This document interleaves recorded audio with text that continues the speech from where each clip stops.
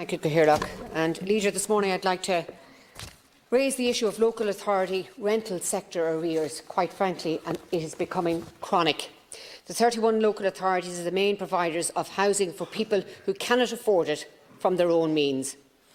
As at December 2019, local authority rental sector arrears stood at almost €86 million, over €20 million higher than the figure at the end of 2014.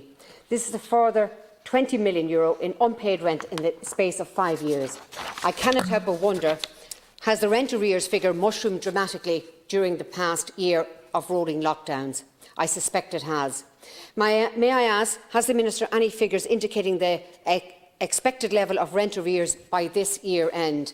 Can I ask the Minister, how long are we going to allow this sum of rent arrears to snowball for? It seems nothing has been done to reduce the growing mountain of rent arrears. The Local Government Efficiency Review Group has recommended that social housing rents should be deducted directly from social welfare payments, and I quote, "To reduce overheads associated with revenue collection in this area and to substantially reduce arrears, as well as to streamline processes for local authority tenants and avoid accumulation of arrears.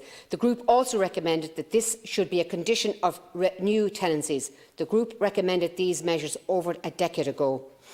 There is an existing statutory mechanism to implement the recommendations of the group. Section 53 of the Housing Provision Act 2014 provides for the deduction of local authority rents and rent arrears from social welfare payments.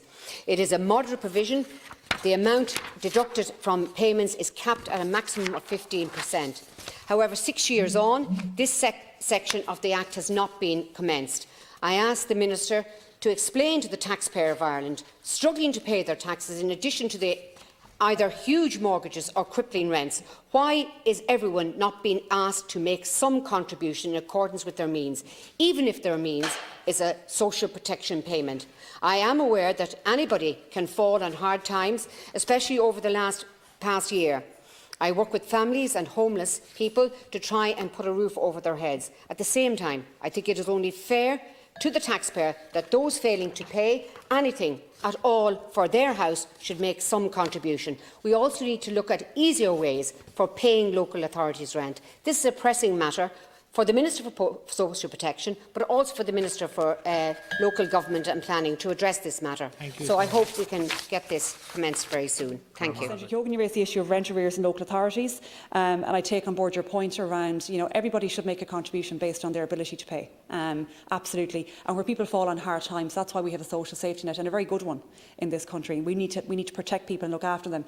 But if you have the ability to pay and you just choose not to because you couldn't be bothered, that's not fair on everybody else. So I think there needs to be, we need to be fair across the board for those that are making genuine efforts to pay what is owed, and then we have to help people that can't.